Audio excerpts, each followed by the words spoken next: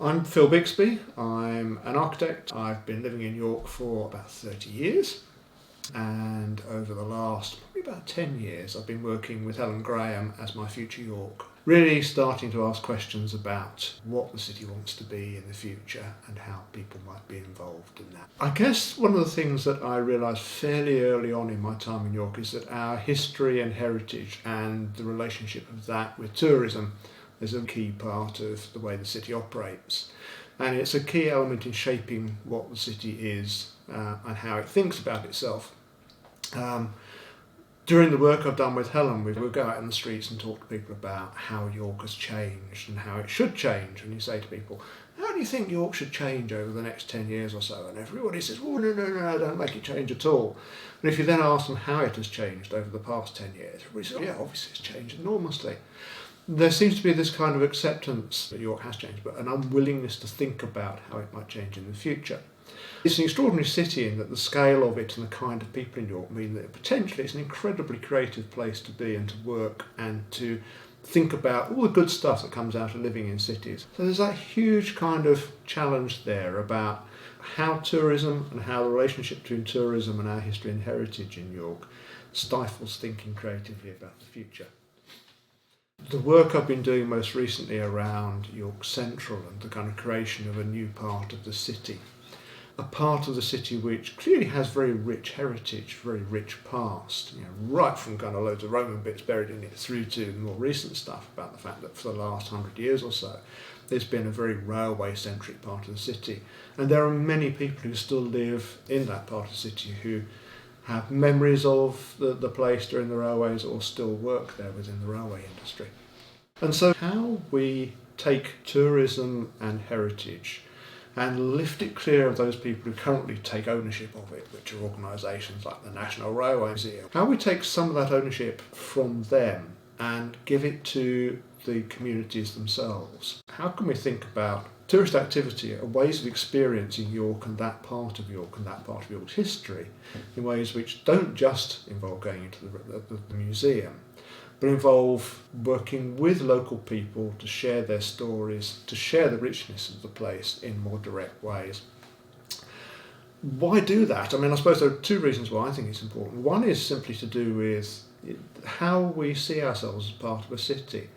And it almost feels like there's a kind of disempowerment, a disenfranchisement of local people where that history is taken from them and is represented by someone else. I remember when I first came here, there were things like fireworks in Clifford's Tower and there was illuminating York and all sorts of stuff which kind of felt like it crossed over from between being for local people but also being for tourists coming into the city. I do greatly kind of mourn the fact that those things have gone. It's about the fact that much of the tourism within the city seems to have kind of ended up being about Harry Potter, that kind of fake narrative about what York's about. Through the work we've been doing around York Central, we've run events there with the local community, events looking at the local heritage and about the community's part in that. We did an event looking at a book that had been produced by a former post office woman who ran a post office in the Lehman Road area. And she wrote a book called A Shop on Every Corner, which was about the way that the area had changed and that from the early days where there was literally a shop on every corner, that's changed. And we had a load of local people come along to that, telling fabulous stories about the neighbourhood that they were part of. And you could almost see their eyes, kind of look in their eyes about, I'm not the only one who remembers that. They therefore, as local people, were not just random local people who happened to live there, but they were in some ways kind of custodians of that history of the place. It goes beyond Harry Potter, it goes beyond the Vikings, and it starts to pick up on histories which not only are personal, but also have a connection with the future. When I first moved here, I'd been probably about 15, 16, and obviously at the time you started to see the developing scene, community, commercial endeavour outside of the main marketplace within this town. It wasn't commercially or tourist orientated at that point, so it was still developing as a city and a place to be of culture. Since having moved back after my second time from Liverpool, it doesn't seem like the culture is available, spaces are no longer there. Probably from the late 80s into the early 90s, there was several groups or like-minded community people who were all getting together trying to find venues and spaces to use that were, shall we say, non-commercial entities. Areas such as the Arts Centre, the Grey Rooms, places within the university or Ripon and York St John, which were available for rent. A lot of those spaces today no longer exist. They've now become commercialised entities where if you would like to do something that's outside of the norm, it's almost, I wouldn't say impossible, but it's getting harder to do in this city. What would have been originally public owned spaces or publicly available spaces when we were back, probably early 90s, that could have been used, which have now gone. We have Tempest Anderson Hall, which at one stage was also a community cinema. We've lost the Arts Centre. The Grand Assembly Rooms, which was a public building owned by the City of York Council, sold off for another restaurant. And then obviously the Grey Rooms. They are still available, I believe, for public hire. However, you would obviously have problems getting in the relevant numbers to support a night. York, though, is now in a position where we do have some very dedicated, very driven people who want to put events on and do nights. The Crescent is now starting to stand on its own feet on the back of the COVID crisis. Fulford Arms was obviously recognised by Radio 6 and the Independent Venue Network. All of these people are working ever so hard to bring back a sense of community and spirit and, shall we say, something that's non-commercial to this city. It's needed. I know there is a desire for change within the community. I know there's a desire for change within our, if you like, our local politicians. We've seen attempts with local politicians to engage with developers for things like the supposed or proposed new Fibbers development. Unfortunately, we know that's fallen over. We know developers are having a hard time. This city and its commercial entities need to work with the locals and work with the people to bring something back into the city to help drive tourism that's sustainable. We're in a situation where we can't do that at the moment. Okay, who are we? Who are you? Don't know. I'm Sam Leach, and you're Tom McKenzie. And I'm Tom McKenzie, yeah, and we do Spark. Yeah.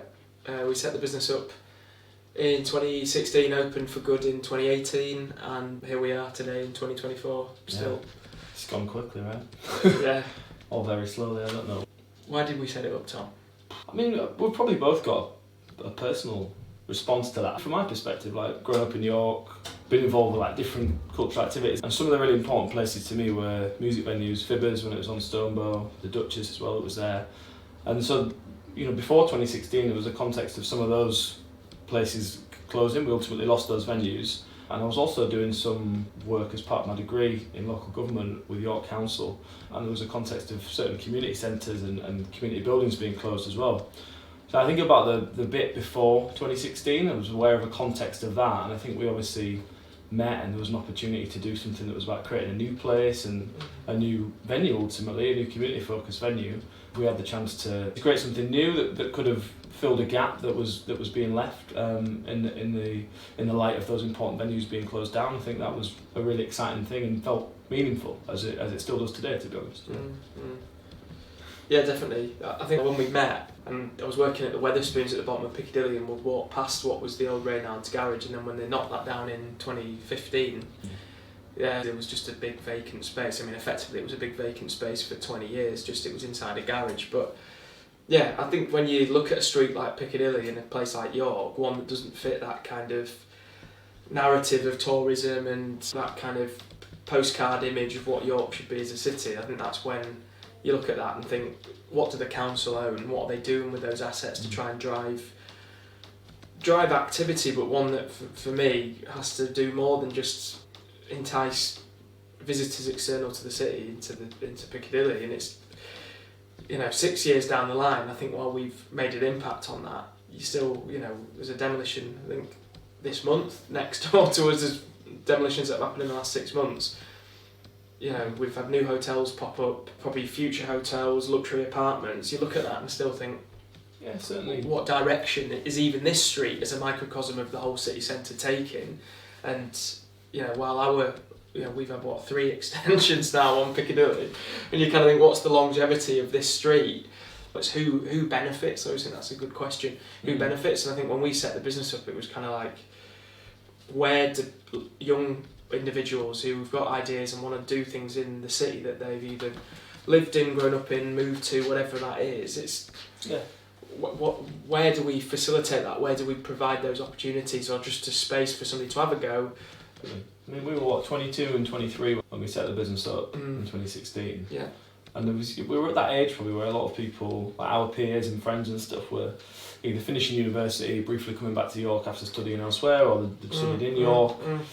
And there's almost the inevitable situation of like, okay, well, is it London, is it Manchester, is it Leeds that we move away to and pursue careers and other things? And we definitely had a feeling of like, well, why is that not possible here? You know, what's the missing opportunity, or what's the missing link, or the infrastructure to be able to provide opportunity for younger people from York or that want to be in York, that reinforce the things that I'm interested in and the things that I want to, you know, is it giving opportunities for artists or creatives to try and, you know, be involved in setting things up themselves? I think that's, and also I think visibly the big part about us, as much as I don't think we landed it as like container enthusiasts going, this has to be built out of containers, albeit, you know, how can this work? But I think seeing other container developments, you do look at it and go, aesthetically that is very different to historical buildings. And on a street like Piccadilly where there's not huge restrictions, not maybe the same restrictions of historical buildings surrounding it as a 20th century street, you can maybe get away with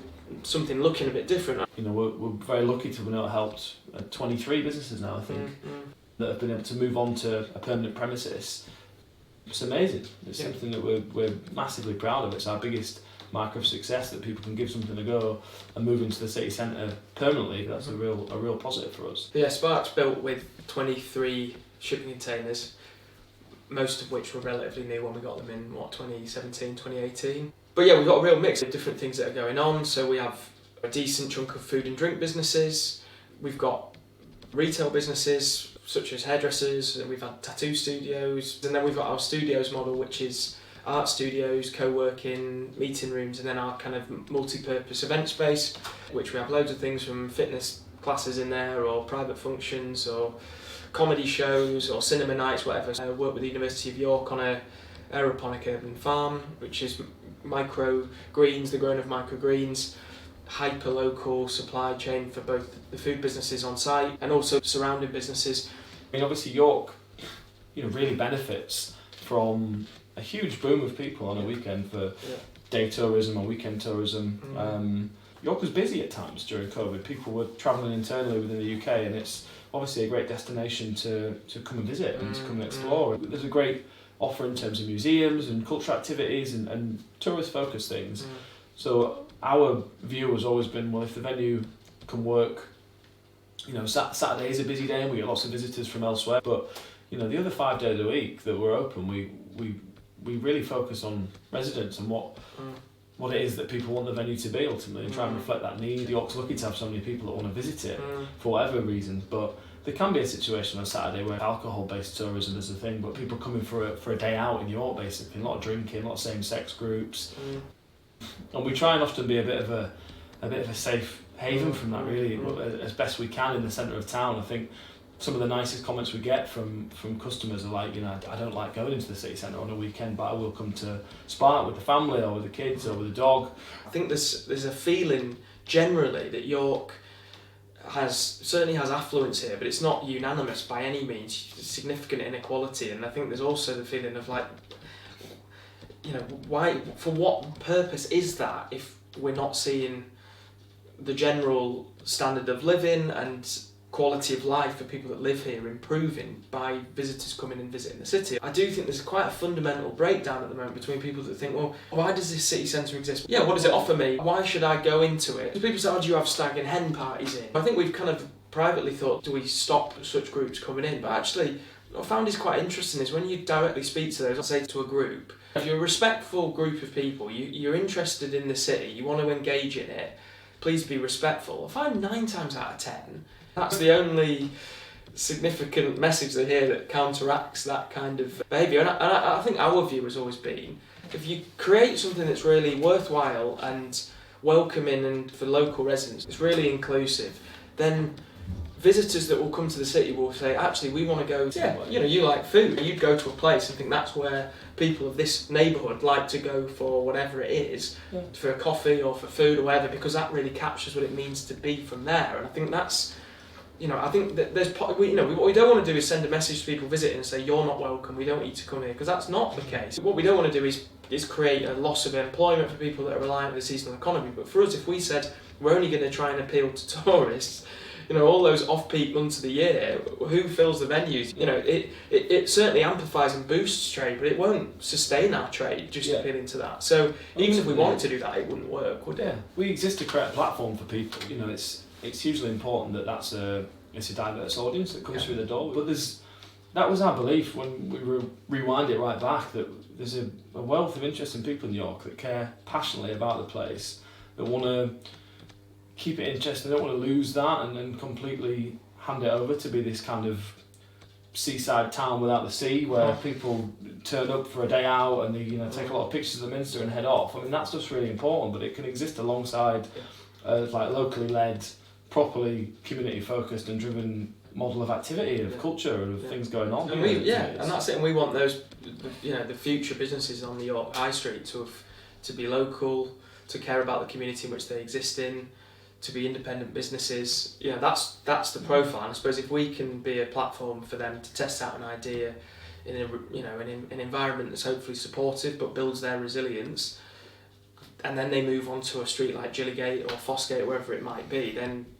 brilliant if then people, both local residents and visitors of the city, come in and go, oh wow, the York's got a great number of independent businesses that actually care about the city and a real driving part of it. How do we ensure that the people that live here, who maybe aren't as part of that conversation, don't feel alienated and isolated from the city that they're part of, and in many cases have lived their whole lives? How does the city actually connect and feel relevant to them again, really? The challenge in York is that we all talk about my future vision would be this and that and all the rest of it, that sometimes we need to be more pragmatic to go, actually, what pragmatic handful of things, tangible things can we do that will actually make a difference? I think we're brilliant at idealising exactly what that could look like in 2050, but for me and from what we've seen, there's amazing stuff going on now that it feels sporadic. There's amazing things going on in different pockets of York, and this we talk about a vision, but there's so much going on now that if it was pulled together in a slightly more cohesive way, I think York then starts to form what its modern identity is.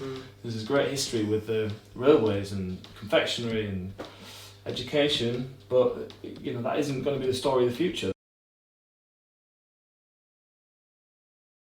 I moved to York to study, and then I stayed here to work.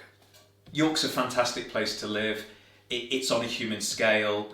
It's got great independent bars, pubs, shops, restaurants, loads of green space, loads of history. It's easy to get round, great transport links to the rest of the country, so I really love living here. I think that there's a danger that York could become a sort of one-trick pony as far as tourism is concerned.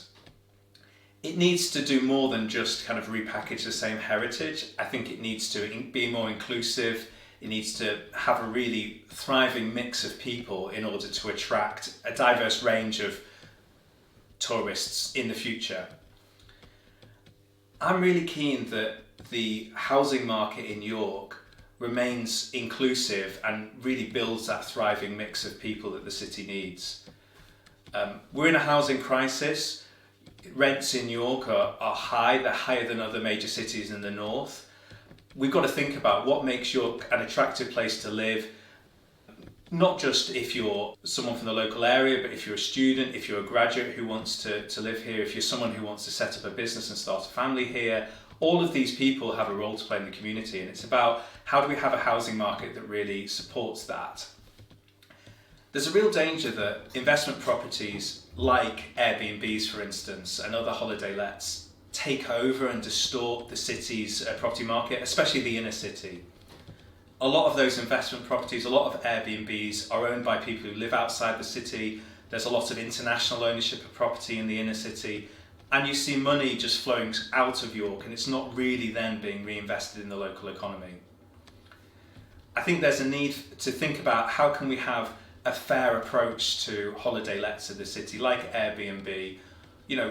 No one's saying that they shouldn't be there, but it's about how can they be part of a thriving mix which makes sure there's still room for younger people, for local people, for a wide diversity of people to live in the city. So if you think about the original model of Airbnb was part of that sharing economy, you'd rent a room in a property, you'd have a host, you'd connect with them, you'd talk to them. And I think that gave you a link with the local community. And it also meant that whole properties weren't disappearing from, the local rental market to go into that sort of holiday let market. I think now everyone is used to renting a whole property. I know I prefer to do it myself if I go somewhere. I've certainly rented a whole Airbnb property. But I think that there's something about how everyone who uses Airbnb, who uses platforms like this, thinks about the kind of impacts that their behaviour is having. I have friends who come from a place where, they bemoan the fact that Airbnb is taking up their kind of lots of properties in their village in Devon where they live. They come to York, but they take out a whole Airbnb. So it's really hard to get this right. But is there a model of a way of maybe it's the sharing economy, maybe it's about how we all think about how we use platforms like Airbnb, where we don't necessarily have that negative effect on historic cities like York, where there is a tendency for this type of property to dominate. There has been a shift in the graduate talent market since the pandemic. I think London has become less centric to where graduates end up. When I graduated, everyone went to London. I don't think that's true anymore, and lots of cities across the country are attractive for graduates for different reasons. We have to think about, how does York fit into that? As someone who's starting a business, growing a business in York, a creative business, I want to have access to a pool of talent in my local area that I can work with. It's just great to get people in the same room, even though hybrid working is here to stay. I think a couple of questions that really matter are not just would you decide to stay here as a graduate to come and work in York, but of course graduates are only going to come if there are businesses here to employ them. And I think it's a really important question, what's going to attract businesses to come and work in York? It's a bit chicken and egg. You've got to have a graduate talent market to attract businesses, but then you've got to have the businesses to attract the graduates at the same time. There's got to be a symbiotic solution to help this ecosystem grow. Hi, my name is Shamim Iman. I've lived in York for 37 years now. York is a beautiful, vibrant city full of so much culture, museums, art galleries. We have the beautiful Minster. But I grew up in Birmingham, so when I first came to York, the biggest thing that was, glaring out to me was that lack of diversity in the city and inclusion. And over the 37 years that I've lived here, I haven't seen much improvement. So for me, I think what would make York even more beautiful city is if we had more diverse, inclusion and equality focused events and opportunities. There's over 100 different ethnic groups that live in York. There's so much talent from these communities that are sadly not being showcased. It would be great to have a space where we can regularly showcase that and bring in that ethnic tourism. My family, my extended family, when they come to York, we take them around all our beautiful landmark sites, but it would be great to also show off and showcase that, look, we've got this diverse entertainment or event going on. Shall we go to this? It would be fantastic. What we have seen in York in the last few years is an improvement in seeing the Syrian pop-up cafe. It gives the refugees an opportunity to showcase their catering skills, help them integrate into the community, but at the same time it also gives York that reputation about how diverse it is. Last year York saw its first York Health Mela, and again that was the opportunity for York, the wider community, to come in and have a look at what offerings we have in the city. The fantastic traditions, food, street food, dresses, costumes, learning different languages. It's just great to see that integration and people coming together, sharing their experiences and feeling like they belong in the city. For so long, communities have gone to other cities in the UK to meet their cultural requirements, but now if we can get it in our city, that would be so amazing. And when tourists come to our city, that gives us an enhanced richness to what is already a great city. York is ranked as, you know, one of the top tourist destinations, so we should take advantage of that and showcase it in its whole glory. York has 2 large universities, and as part of that they attract many international students. So for them to feel welcome in our city and feel like they belong after a period, it would be great for them to come along to events that are more culturally appropriate and diverse that they can relate to. So overall, it would be a fantastic initiative if we can increase that ethnic tourism agenda and also improve things for citizens that are living in York, who have lived here like myself for 37 years, for 50 years, for 60 years, and let them feel like they're part of the city. At the moment there's a disconnect. It would be great to see, for example, Eid lights in the city centre, Diwali lights that you see in other cities in the UK. York is a human rights city. It's the only human rights city in the UK. It's a city of sanctuary. We need to just improve our diversity agenda and include it and factor it into our tourism agenda for residents from a diverse background to feel like they belong in the city. Will in turn increase our tourism and make York a top destination.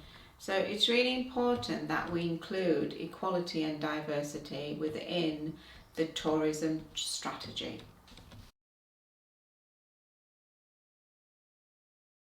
Hello everyone, my name is Jake. I am a trustee for York LGBT Forum. I live in York and I work in York as well. Today I'm here to talk about LGBT tourism and I'm really excited.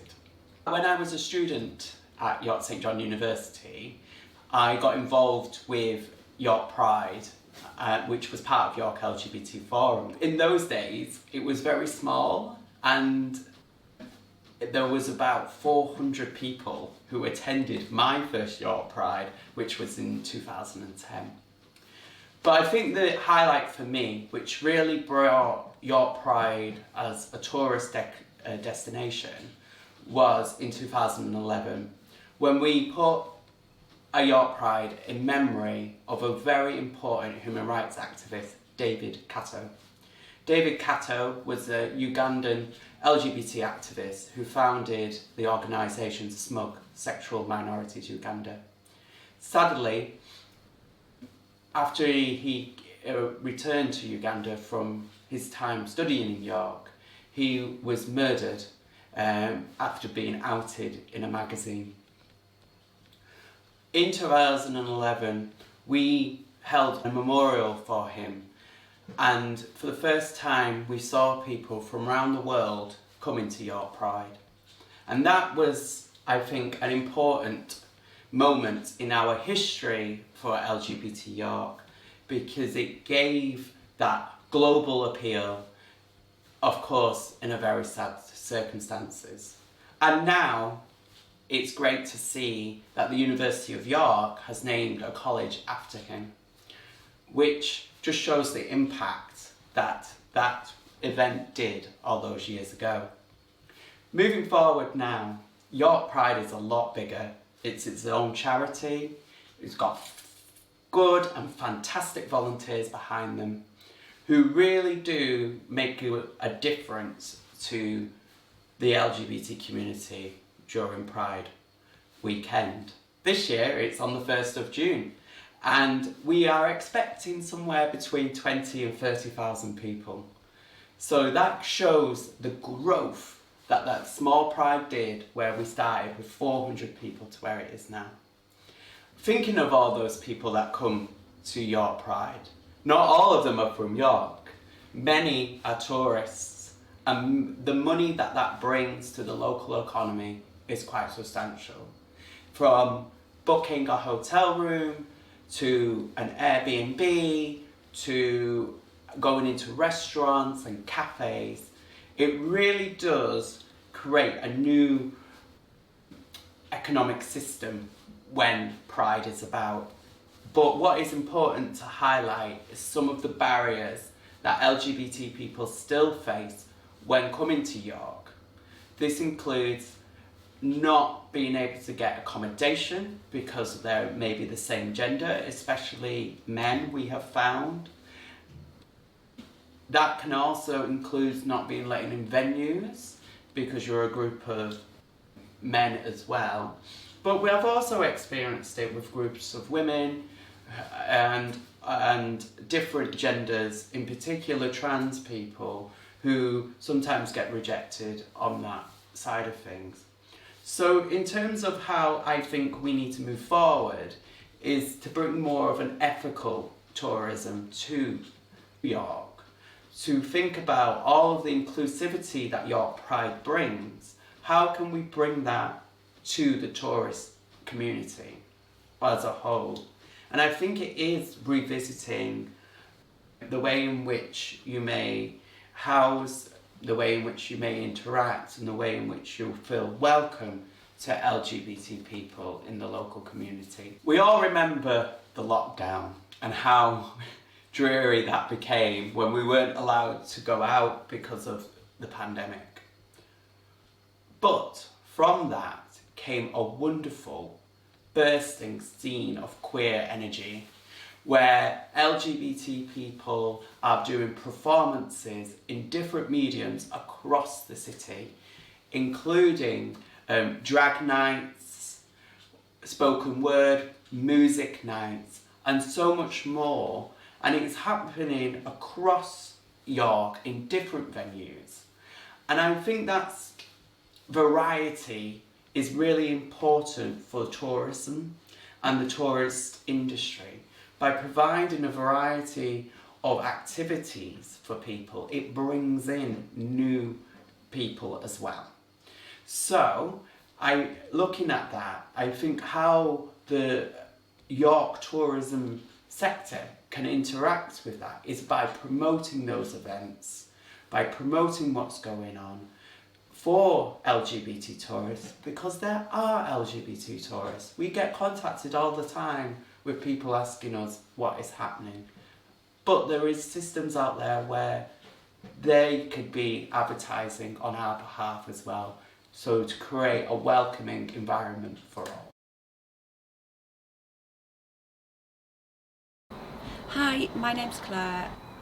I run an Airbnb which I live in, so I rent out 5 rooms. I also take photographs and make prints. As an artist living in York, there aren't really that many opportunities to showcase your work or even have exhibitions. However, there is the York Arts Market, which is great actually because local artists can rent a spot and show their work in summer.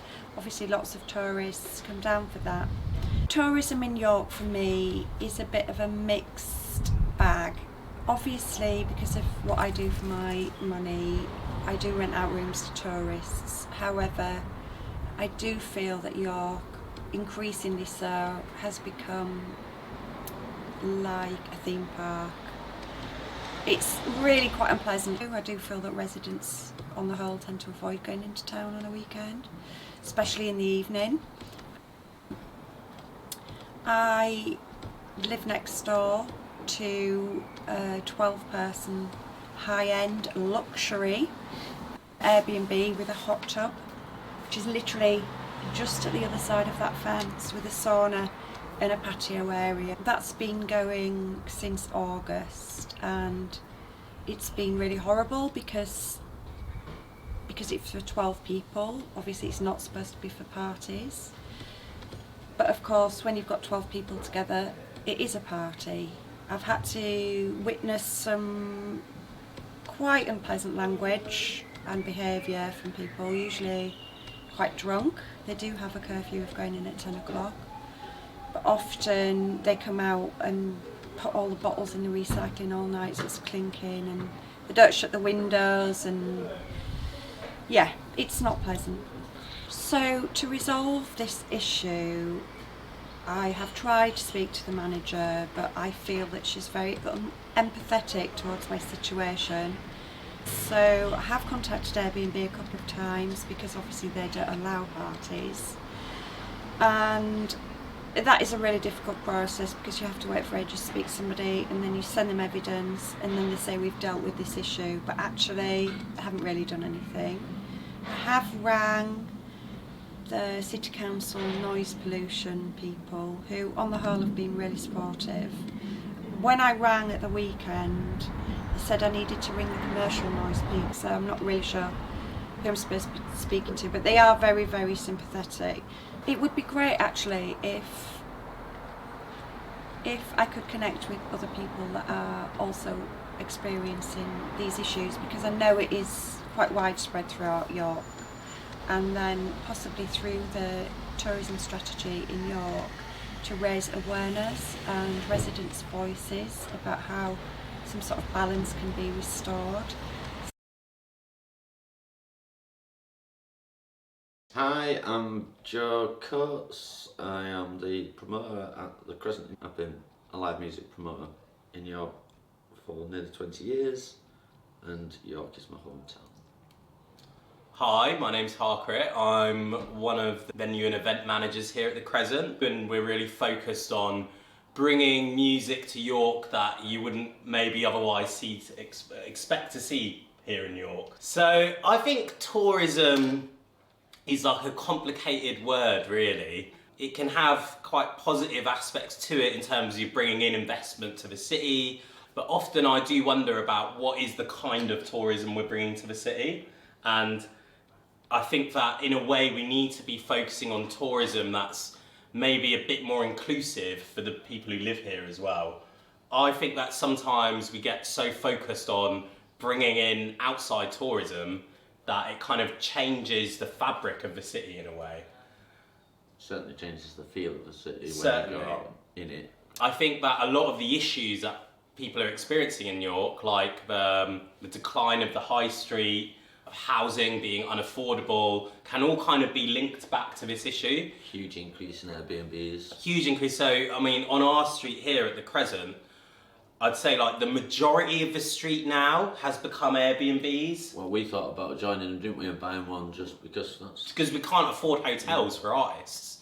You know, we genuinely were at a point where, you know, I was thinking maybe the first house I buy isn't for me to live in, but because it's going to actually make some of the gigs that we'd like to do feasible. Because when you're looking at hotel prices of £200 a room, it's often ends up being more than the fee that you want to pay the band. You know, if you get 6, 7, 8 people in the band, it's becoming really difficult, especially with international touring artists where there is often an expectation that accommodation is going to be part of the deal. It's becoming really difficult to bring that talent to York purely just because of the accommodation prices alone.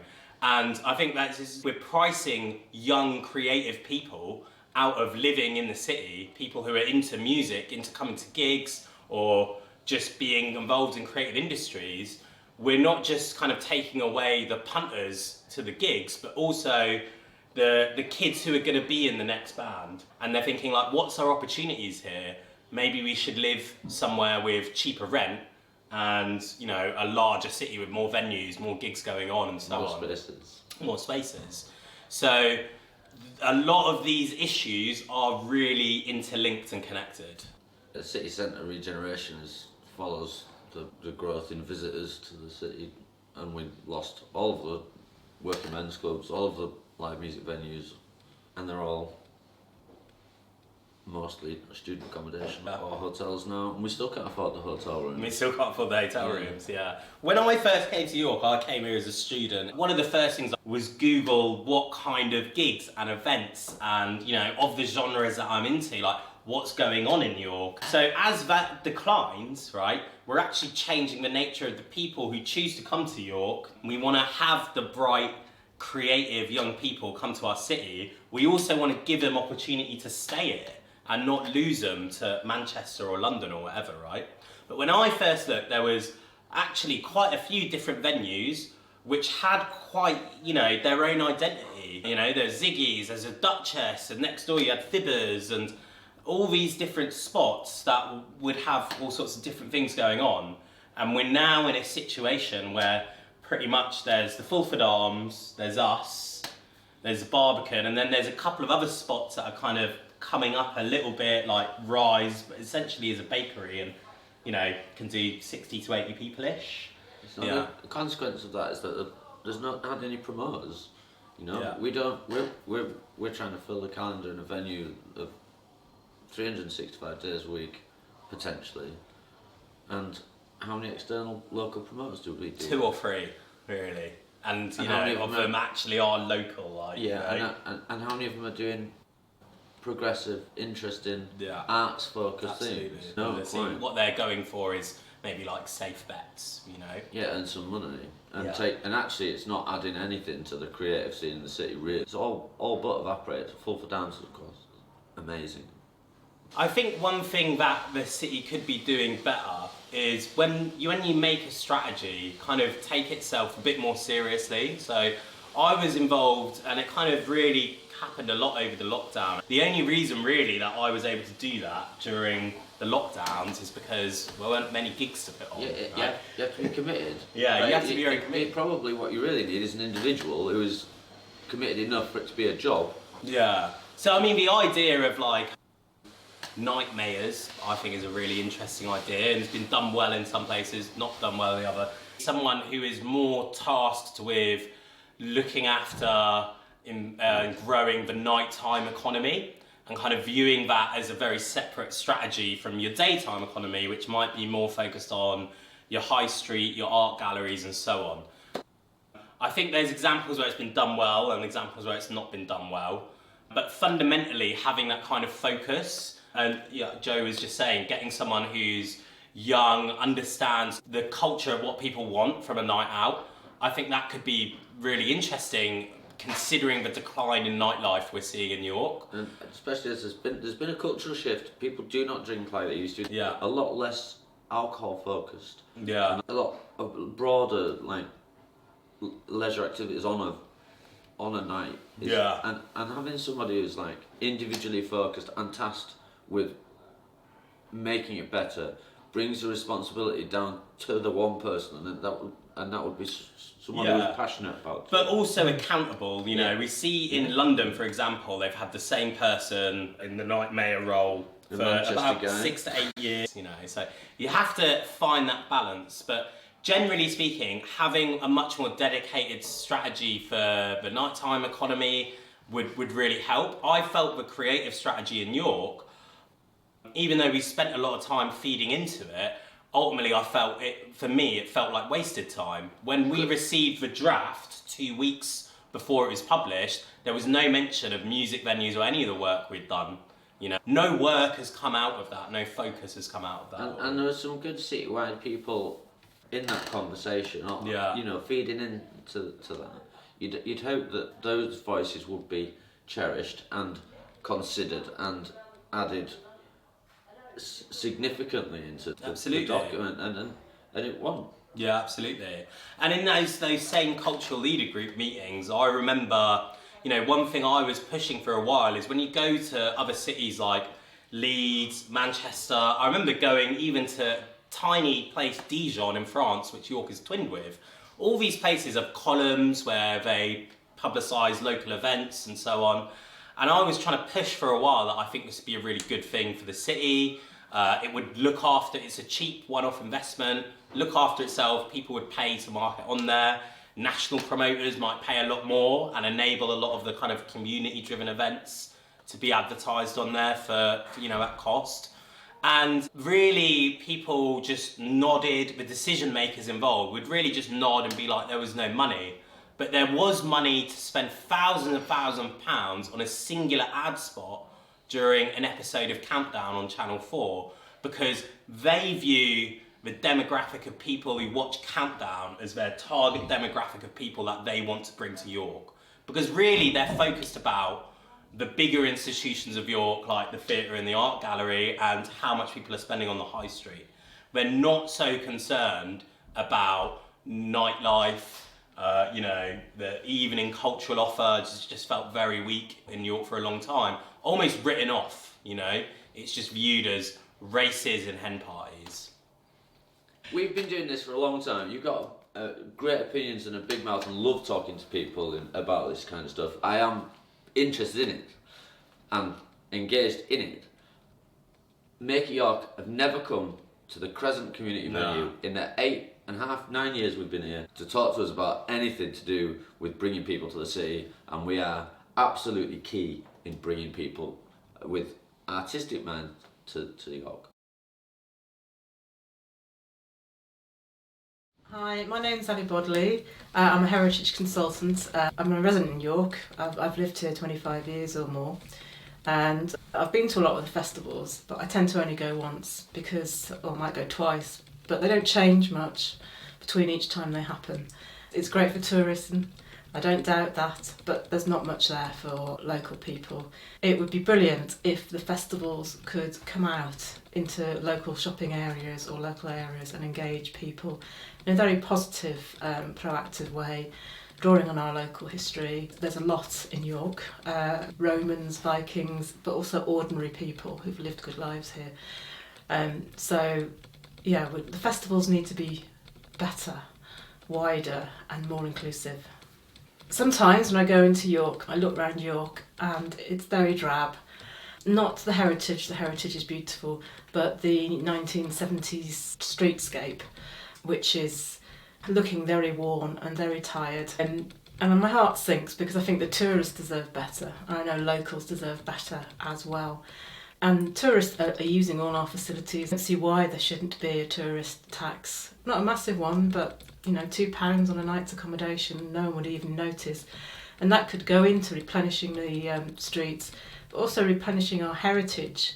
We've got fabulous museums, and like a lot of the world at the moment, they've been depleted of resources through cuts, collections of national importance. And people need resources to get these out into the community and also for the tourists.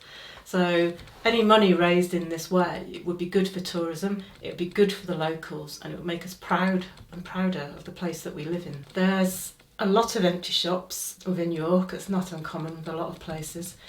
Again, it makes the place look just not nice, not welcoming.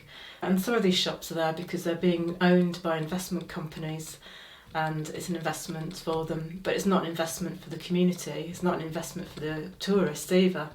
If this is going to happen, if people want to buy property like that, then there should be an obligation that they need to put back into the community as well, and just not have these empty premises. It's destroying communities and city centres, and again, we all deserve better. Hi, I'm Helen Jones from York Disability Rights Forum. Interestingly, I am actually about to go on holiday. I'm going to Ireland, and the particular part of Ireland I'm going to has been determined mostly through lack of choice rather than through choice. There is a lack of accessible information out there about accessible accommodation, about accessible venues, and frankly, the self-catering accommodation that I've chosen is based purely on the fact it is the most accessible that I could find. That experience will echo with people coming to York. It echoes with disabled travellers across the world. Coming to York, in terms of York city centre itself, you go down one of the main streets, you're dealing with cobbles, you're dealing with a lack of blue badge parking, you're facing lots and lots of shops and businesses and attractions that it's not clear whether you can get into them or not as a wheelchair user. You might get into a venue, and then if you're deaf, maybe you can't actually engage in something that's part of it, or if you're blind, you might not be able to have the same experience. And finding out whether you can or can't have the same experience or even enter a space is difficult. There's a lack of information out there. In York city centre, another key issue is around the lack of accessible toilets. A lot of small local shops, businesses, in particular restaurants and cafes, don't have accessible toilets and definitely do not have a changing places toilet. That means that tourists are reliant on the public changing places, which close. Depending on which one you're going to, what time of the year it is, it could be closing at 7 o'clock at night. If you are a disabled tourist coming to York, wanting to go out on a night out, go to a restaurant in the evening, your choices are being determined by the availability of toilets. When we're thinking about tourists coming to York, obviously they need to have accommodation. Lack of information, again, presents a problem. But so does lack of equipment.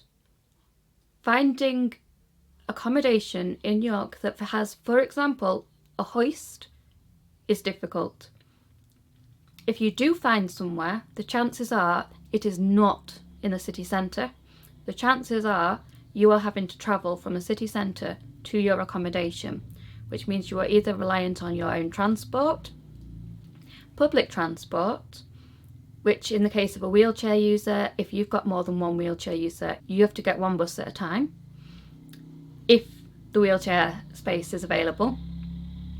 If you are blind or deaf and the audio-visual information on the bus isn't working, you don't know when to get off. And wheelchair taxis in York are an ongoing issue. There isn't enough of them, and tourists probably wouldn't expect not to be able to book one. In terms of thinking more solution-based, accommodation like hotels, B&Bs, self-catering accommodations could use an equipment bank.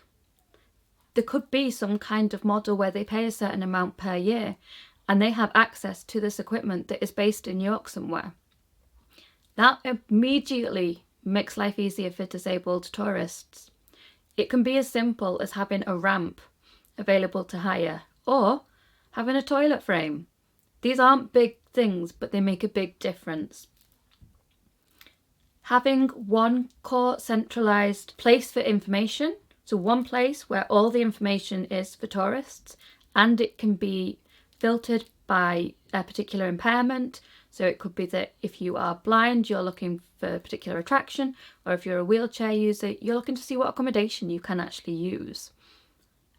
And it would need to be verified.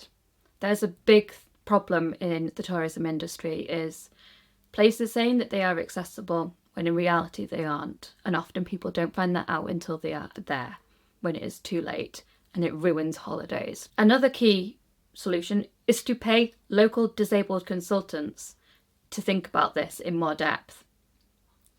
And it's important to remember that solutions for disabled residents will benefit disabled tourists and everyone else. A really obvious example of that is drop curbs. They help wheelchair users and they help people who are carrying luggage, pushing luggage, or who have got a pushchair with them. Solutions that help disabled people help everybody.